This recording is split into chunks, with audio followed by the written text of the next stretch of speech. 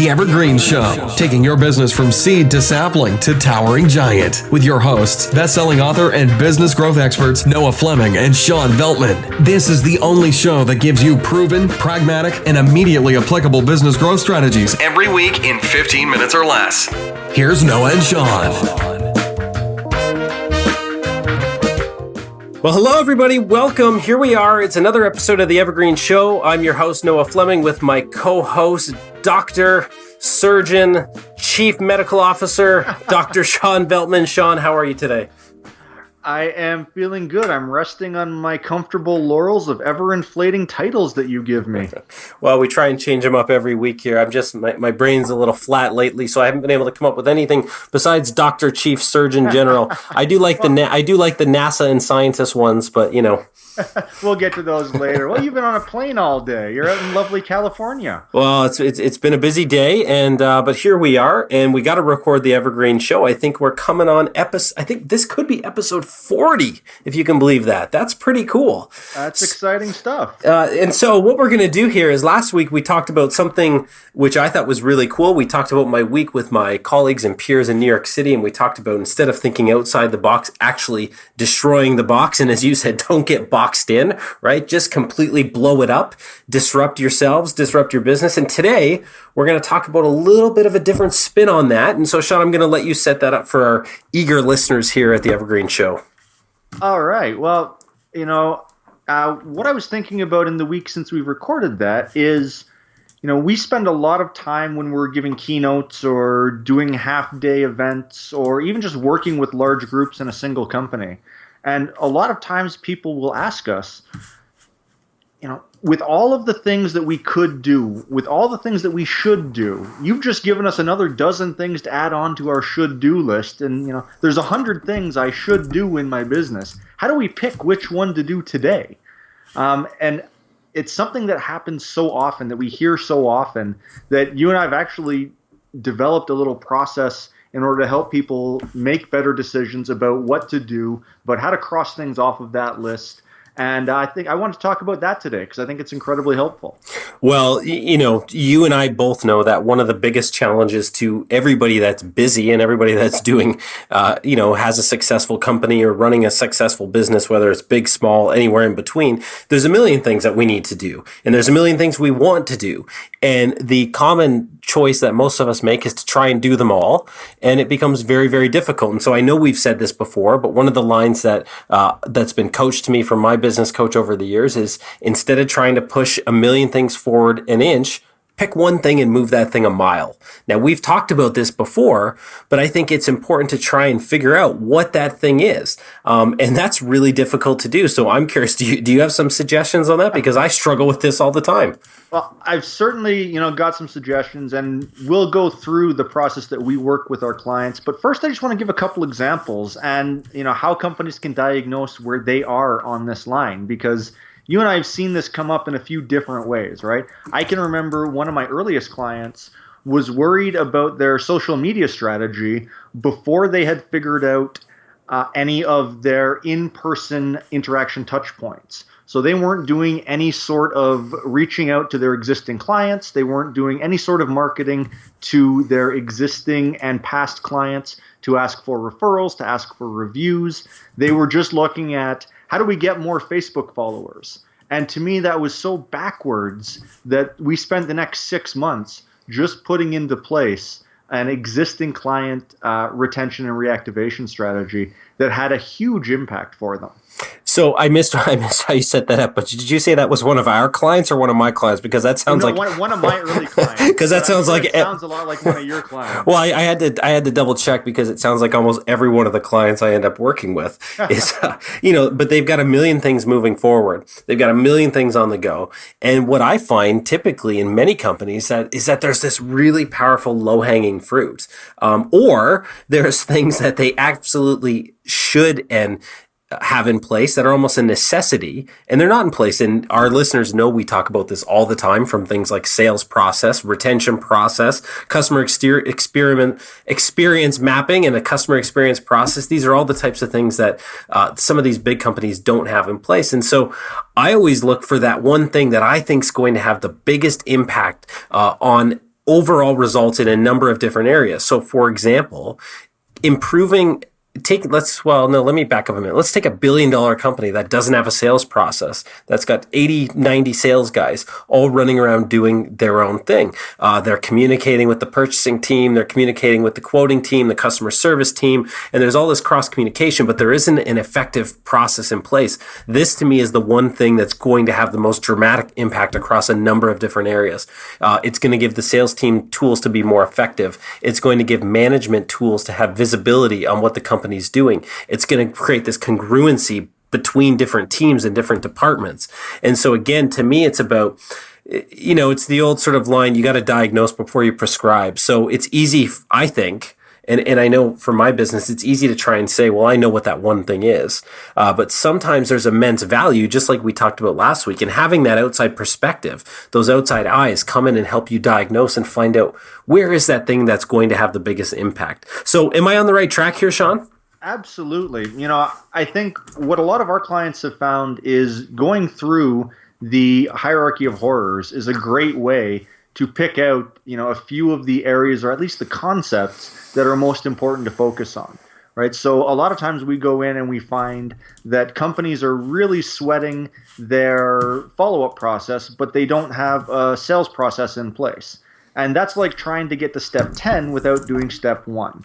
So what we find is going through a diagnostic process early helps identify all of the missing areas. And when you do that, you can take 100 opportunities or 100 things that are on your should list and immediately start crossing out the ones that you don't have the prerequisites in place for, right? So if you're a company who's looking at enhancing your social media strategy, or you want to get more Facebook followers, or you want to get more of a Twitter presence, or whatever it is, all of that should only be done after you've made sure that you're really comfortable with how you deal with prospects and clients who are live and in front of you, and your one-on-one, and your past prospects, and your follow-up. And if you don't have those things in place, you can immediately cross off anything on your to-do list that has to do with social or prospecting or new client generation. That's an interesting way to do it. So do you want to I know we've talked about this again a million times on the show, but you mentioned they're starting with something like the hierarchy of horrors. I should probably give everybody just a quick description of what that is, but you can certainly go out and just Google Hierarchy of Horrors Noah Fleming, and you'll find various posts where I've talked about this.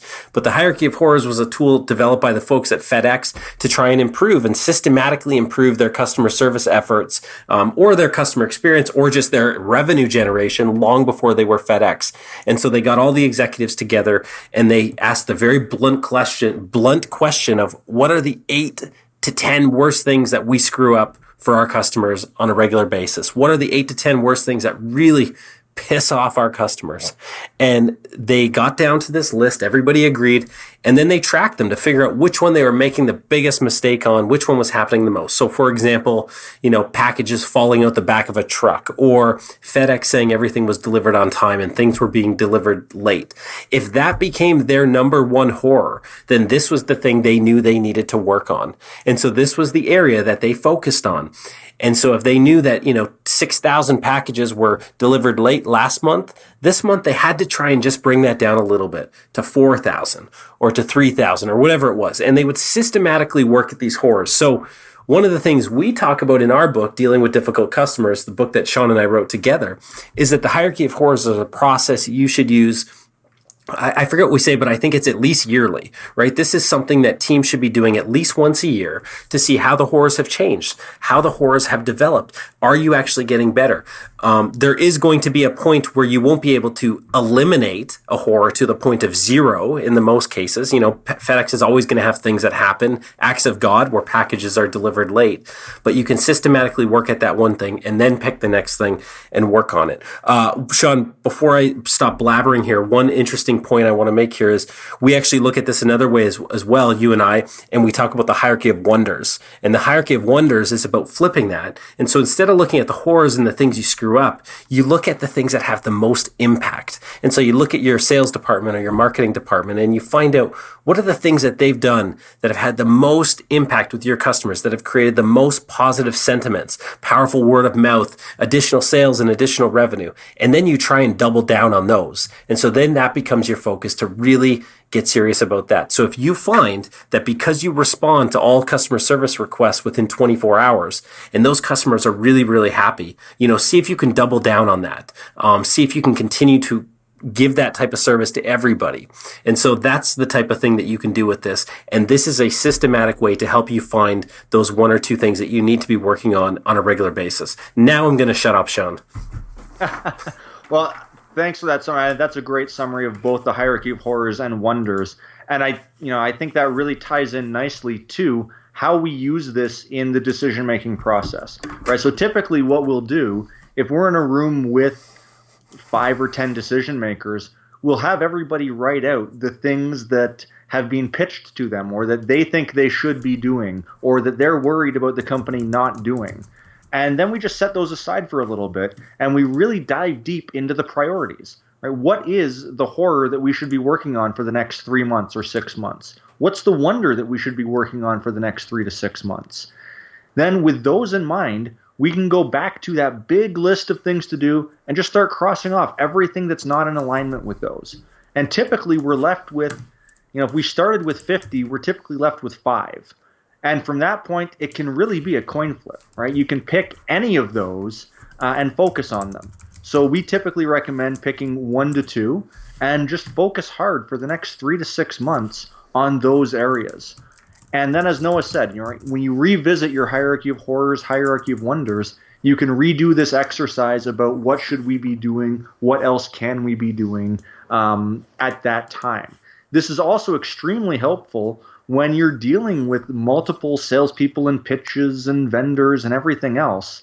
You can very easily tell them no, right? You can say, not something we're focused on, get in touch in 3 months or 6 months because you're outside of the area that we're focusing on. I like it. So with all that said, Shawn, can you help our listeners develop a challenge related to this? I mean, I've got a couple, obviously, but I want to give you a chance to see if you've got one.